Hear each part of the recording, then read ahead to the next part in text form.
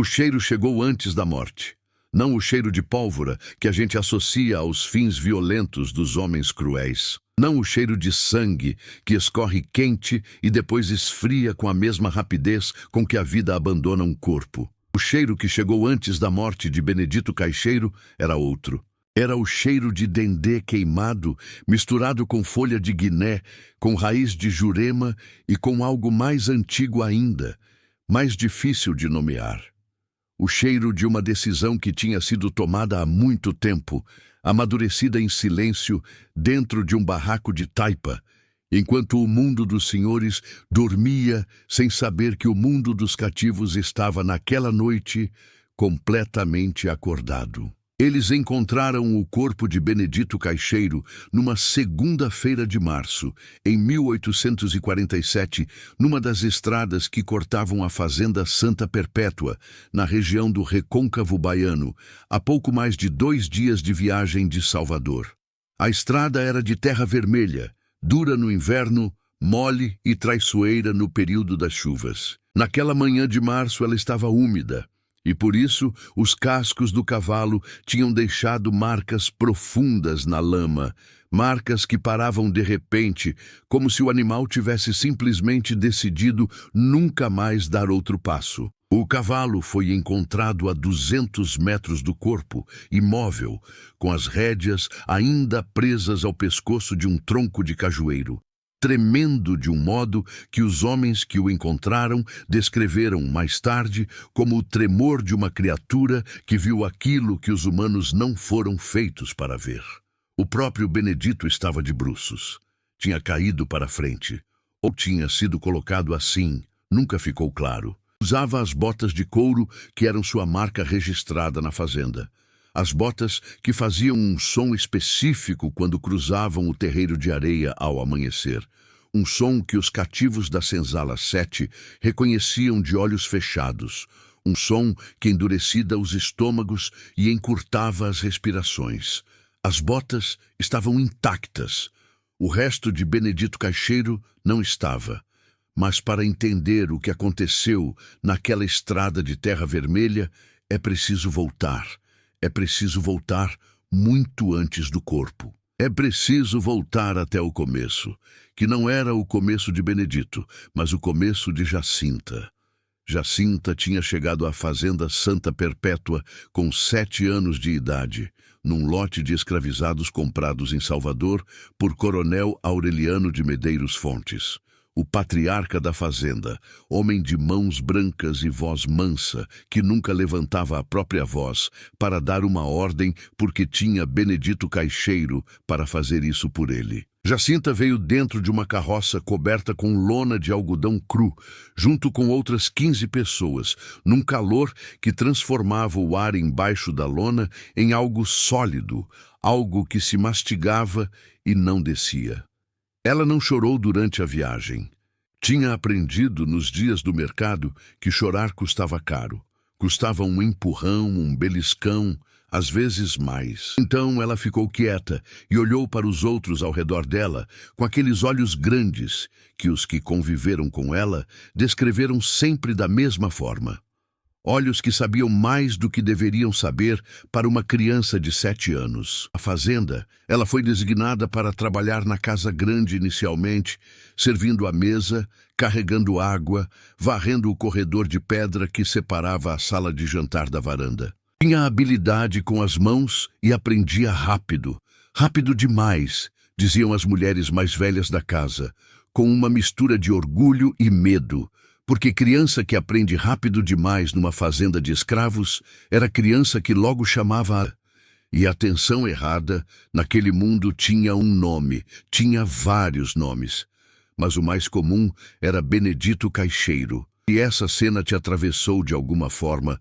Se você sentiu o peso dessa verdade, marque isso agora com seu apoio neste vídeo. É assim que mantemos essas memórias vivas e impedimos que sejam apagadas de novo.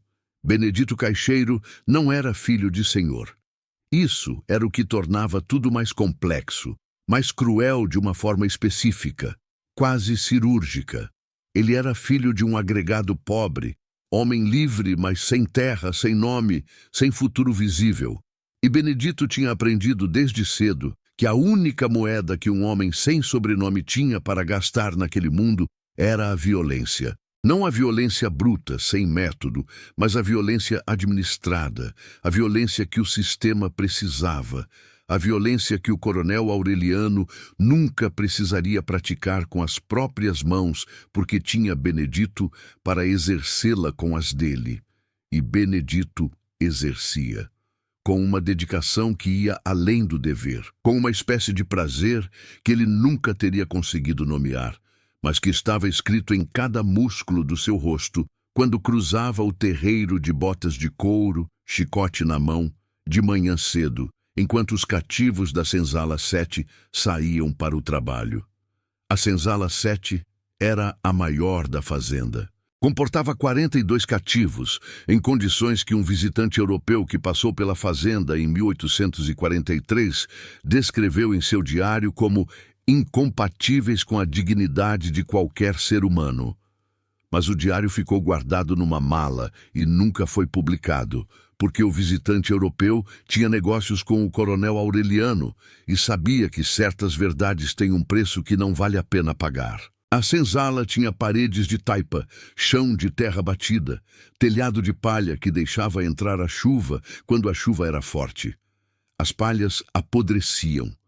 O cheiro de mofo e de corpo e de trabalho acumulado ficava impregnado nas roupas, na pele, nos cabelos. O cheiro que os cativos carregavam consigo para onde iam e que os delatava, para os que tinham nariz de senhor, como pertencentes àquele lugar específico, àquela condição específica. Benedito Caixeiro morava numa casa separada, pequena, mas de tijolo, com janela de madeira e um colchão de palha, que ele trocava a cada 2 meses. Luxo que nenhum dos 42 da Senzala 7 conhecia. Acordava antes do galo. Essa era sua rotina, sua liturgia particular. Calçava as botas no escuro, de memória, com os dedos que já conheciam cada dobra do couro.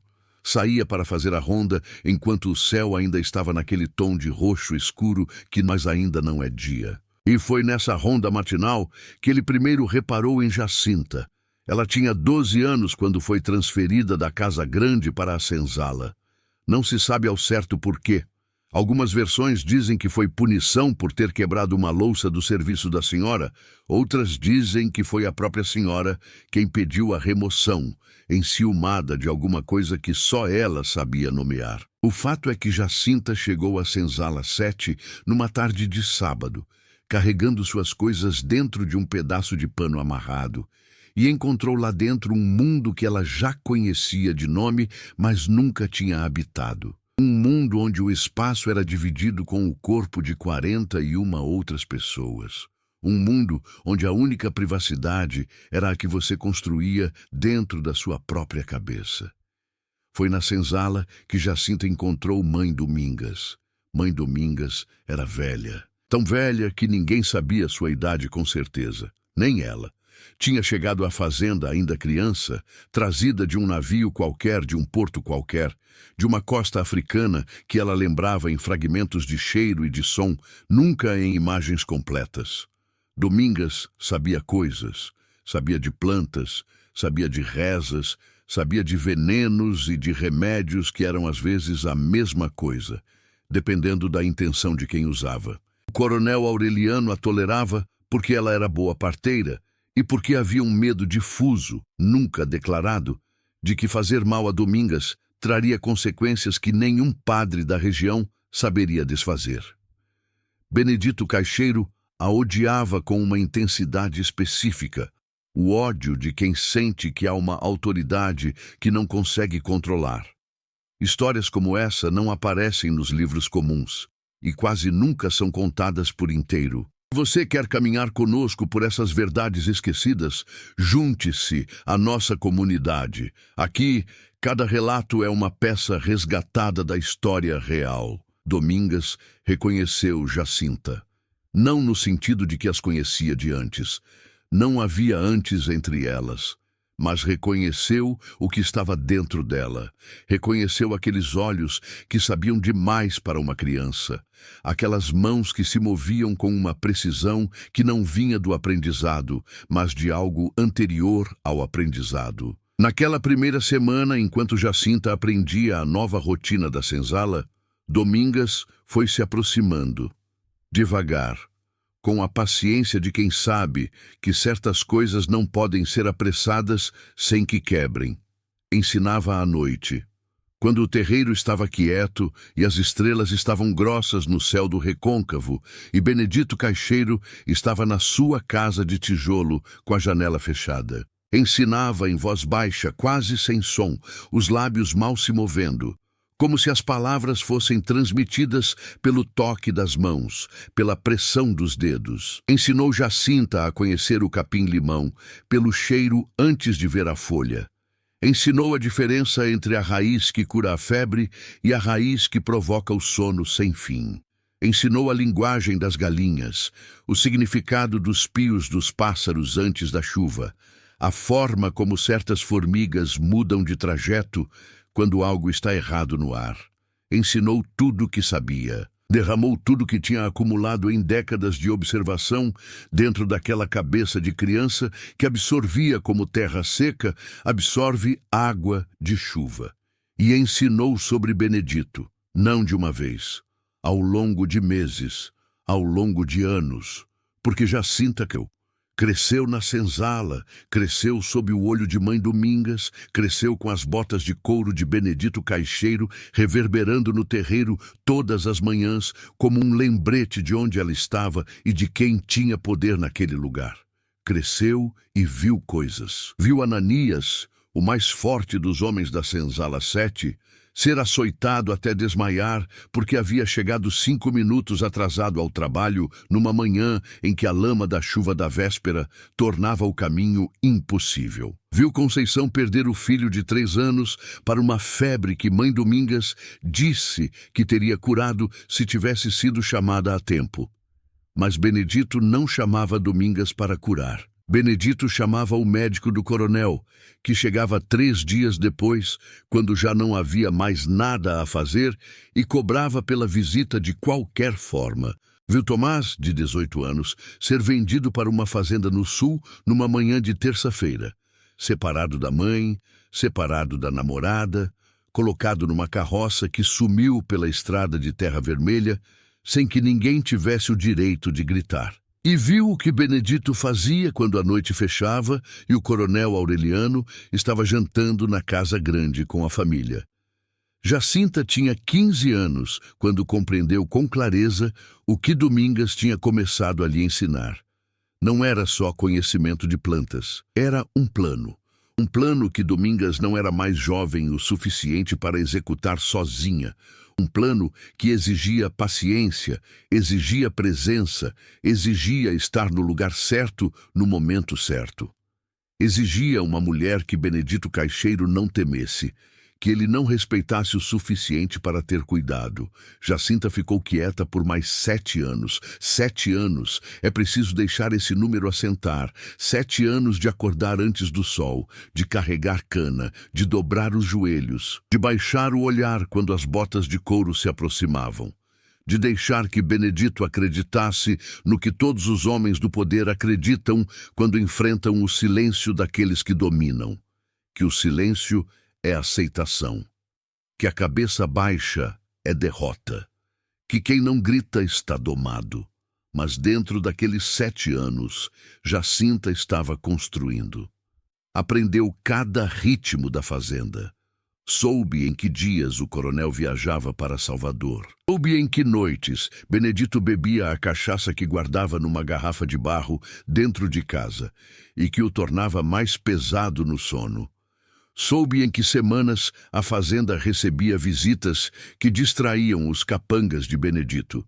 Soube onde cresciam, nos fundos da mata que bordejava o lado leste da propriedade, as plantas que Domingas lhe havia ensinado a reconhecer, as que produziam sono, as que produziam confusão, As que produziam, quando usadas em combinação e na quantidade certa, algo que se parecia muito com os sintomas de uma febre natural. Algo que um médico, chegando 3 dias depois, não reconheceria como outra coisa. Domingas morreu no 2º ano daqueles 7. Morreu de madrugada, quieta, sem drama, da forma como os velhos da senzala morriam quando o corpo simplesmente decidia que havia trabalhado o suficiente. Jacinta estava ao lado dela. Segurou as mãos que tinham apertado as suas tantas noites de ensino, mãos que agora estavam leves e frias como casca de árvore seca. Não chorou de uma forma que não faz barulho, que acontece só por dentro, que não deixa marca no rosto, mas deixa uma marca diferente, mais permanente, num lugar mais fundo. Depois que Domingas foi enterrada, no dia seguinte, Jacinta voltou ao trabalho. Benedito Caixeiro cruzou o terreiro de botas de couro e ela abaixou o olhar como sempre fazia. E ele não viu nada diferente, porque não havia nada diferente para ver. Era só uma escrava de 22 anos com os olhos no chão. Era apenas isso. Nos 5 anos seguintes, Jacinta se tornou a melhor cozinheira da Senzala 7, não da Casa Grande, da Senzala. Havia uma diferença enorme e ela a conhecia bem. A cozinha da Casa Grande era território de outras mulheres, com suas próprias hierarquias e seus próprios perigos. A cozinha da Senzala era território sem prestígio, sem vigilância, sem cuidado. Era onde os cativos preparavam o que sobrara das sobras do que o coronel não tinha comido. Feijão de segunda, farinha, pedaços de carne que cheiravam à beira do estragado. Ninguém observava o que Jacinta fazia com esses ingredientes. Ninguém contava as ervas que ela colhia nas bordas do terreiro. Ninguém perguntava por que ela acordava mais cedo do que os outros às quartas-feiras. O dia em que Benedito Caixeiro mandava trazer seu jantar da senzala porque estava de folga do coronel e não queria se dar ao trabalho de ir até a cozinha da Casa Grande. Não foram todas as quartas. Isso precisa ser dito, porque a tentação de uma história assim é comprimi-la, acelerar os passos, ir direto ao fim. Mas o fim não existiria sem a construção. E a construção era lenta porque tinha que ser lenta. Muito lenta, com variações. Com semanas em que o jantar de Benedito chegava perfeitamente normal, sem nenhuma adição, sem nenhuma intenção, apenas comida. Para que o padrão ficasse estabelecido. Para que o hábito se tornasse conforto. Para que Benedito Caixeiro, recebendo seu prato toda quarta-feira, nunca associasse o momento da comida com nada além de rotina. Pouca gente tem coragem de encarar um relato como este até o fim. Você chegou até aqui? Faça essa história atravessar mais consciências. Compartilhe este vídeo. O que foi silenciado por séculos não pode parar em você. O processo começou de verdade numa quarta-feira de outubro. Jacinta havia esperado a lua nova. Não por superstição, mas porque a ausência de lua era a ausência de testemunhas no terreiro. Ela havia colhido as raízes 3 dias antes, deixado de molho no pote de barro que usava para guardar temperos, na proporção exata que Domingas lhe havia ensinado com a precisão silenciosa das mãos. A quantidade naquela primeira semana era mínima, apenas o suficiente para produzir uma dor de cabeça na manhã seguinte. Uma dor que Benedito Caixeiro provavelmente atribuiu ao calor, à cachaça, ao sol que naquele outubro de 1847 caía com uma brutalidade específica sobre o recôncavo. Jacinta observou, do terreiro, da distância segura, sem nunca olhar diretamente. Viu Benedito cruzar o espaço na manhã de quinta com o passo ligeiramente menos firme do que o habitual. Viu ele esfregar o pescoço com os dedos, o gesto de quem sente uma pressão atrás dos olhos. Viu ele gritar com Ananias mais do que o normal, a irritabilidade do mal-estar se transformando em crueldade extra. E ficou quieta. Registrou tudo, guardou tudo. Na segunda, a quantidade dobrou. Na terceira semana, Jacinta adicionou uma segunda planta. A combinação era o que tornava tudo invisível. Cada planta sozinha produzia efeitos que um homem atento poderia reconhecer.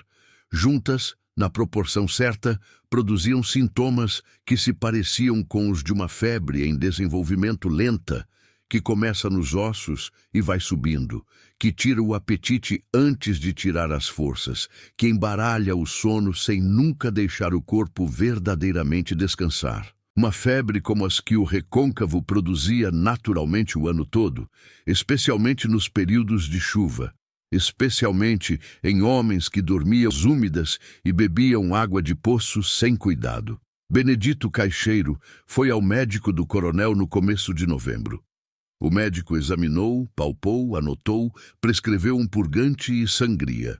Benedito obedeceu. Melhorou um pouco, porque Jacinta, calculando, havia pulado uma quarta-feira, para que a melhora parecesse natural, para que o médico acreditasse no próprio diagnóstico, para que Benedito voltasse ao terreiro com as botas de couro suando no mesmo ritmo de sempre e o chicote no mesmo lugar, e a certeza de que havia sido apenas uma febre passageira, dessas que o clima da Bahia espalhava como presente não pedido. E então recomeçou. Dezembro chegou com calor e com a aproximação do Natal, que na Fazenda Santa Perpétua significava uma semana de trabalho diferente. Preparativos, limpeza extra, o coronel recebendo parentes de Salvador, mais movimento, mais distração, mais olhos voltados para a casa grande e menos para o que acontecia na senzala.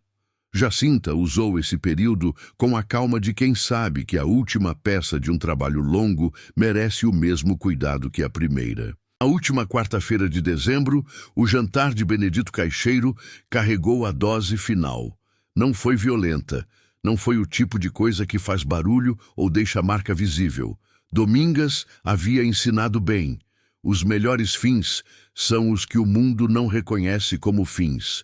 São os que parecem natureza. São os que fazem o médico chegar 3 dias depois, examinar, palpar, anotar e escrever no papel que aquele homem havia sucumbido a uma febre das mais comuns da região, agravada por um fígado já comprometido pelo excesso de bebida, e que não havia nada de extraordinário no caso, nada que justificasse investigação além do ordinário.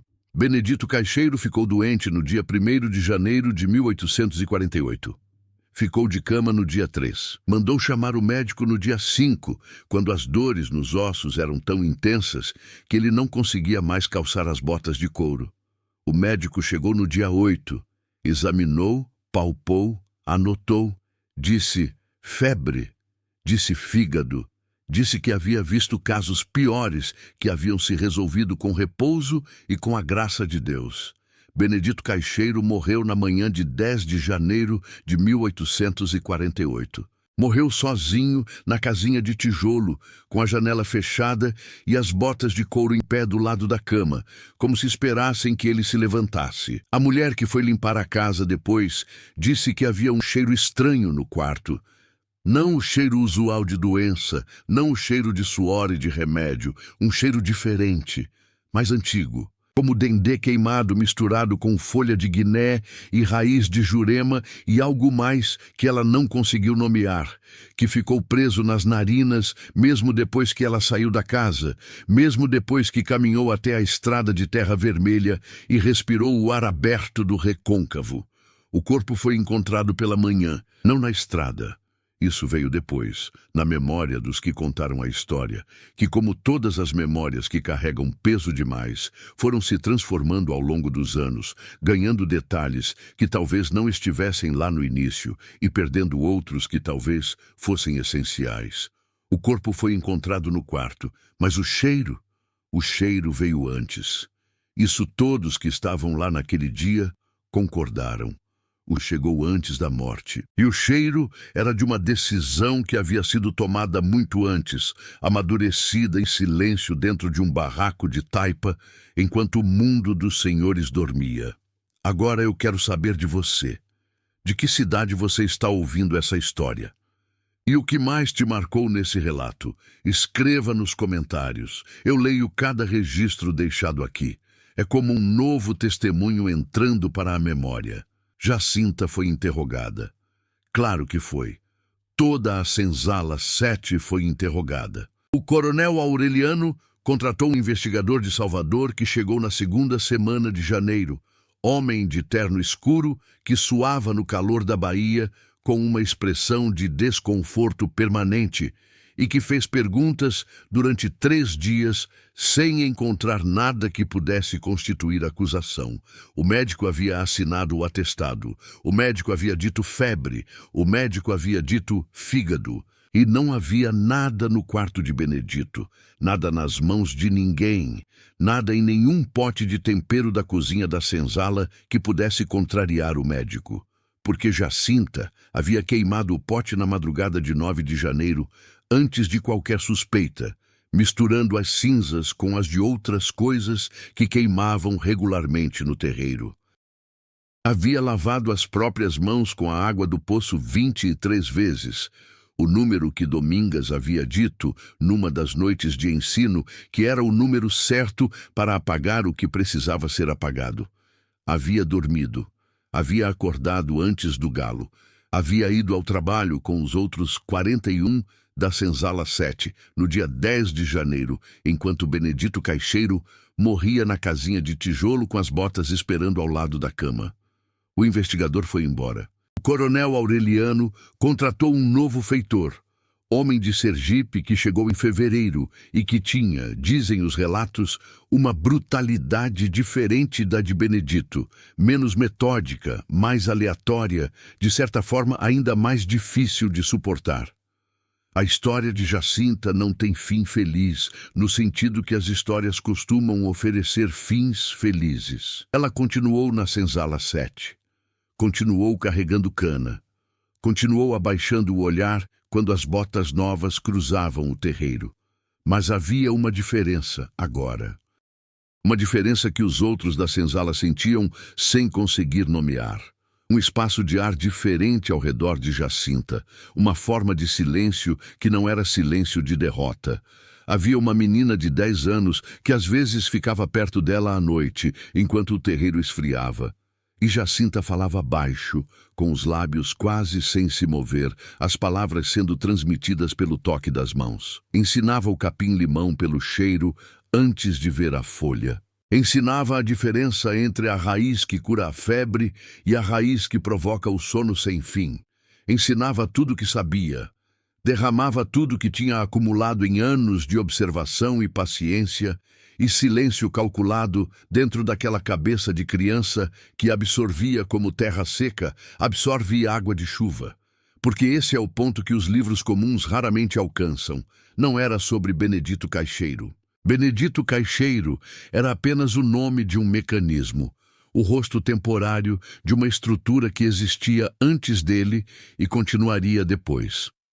O que Mãe Domingas havia passado para Jacinta não era só como destruir um inimigo específico, era como preservar um conhecimento, como guardar dentro de corpos humanos a memória de um poder que o sistema tentava, a cada geração, apagar completamente. O conhecimento das plantas era de curar, era poder.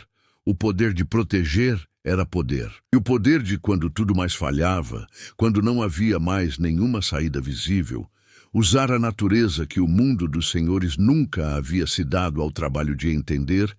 Esse poder era a última forma de soberania disponível para um corpo que não lhe pertencia legalmente. Jacinta viveu até 1873. Sobreviveu ao coronel Aureliano, que morreu de um derrame em 1861, e ao feitor de Sergipe, que foi espancado até a morte por 3 cativos em 1856, numa história que ninguém nunca registrou em cartório, mas que circulou pela região por décadas.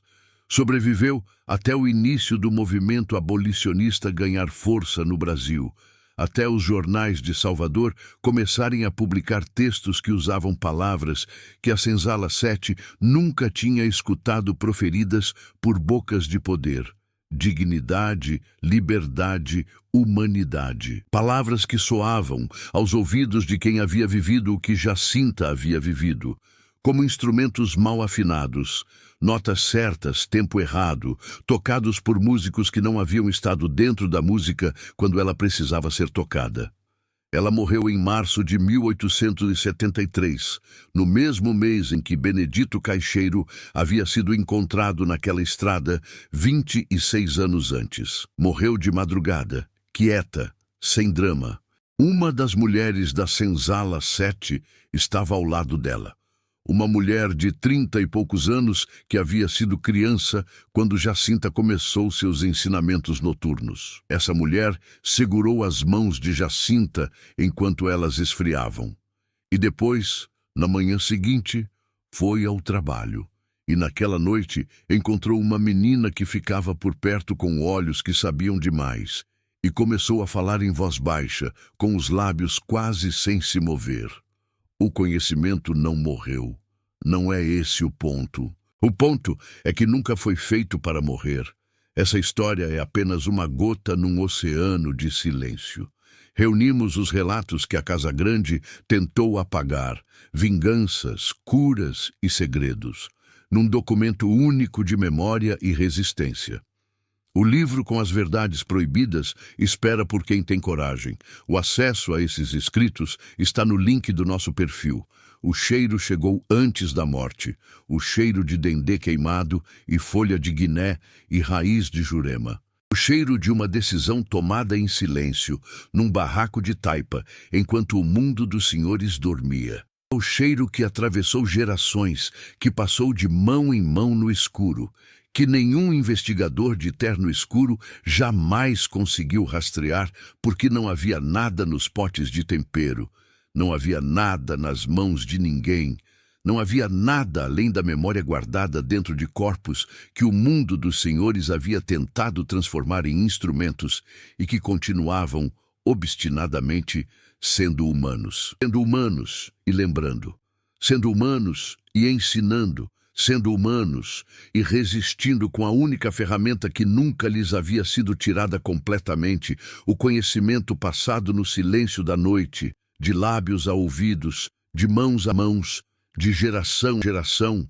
até que o mundo que havia tentado apagá-los fosse obrigado a confrontar o fato simples e inabalável de que não havia conseguido. O cheiro chegou antes da morte. Antes da morte, o cheiro continuou. Mas a história não terminou aqui, porque a poucos quilômetros dali, um novo capítulo, ainda mais perturbador, começava a se formar. E é exatamente ele que está na sua tela agora. Continue. A verdade completa está no próximo relato.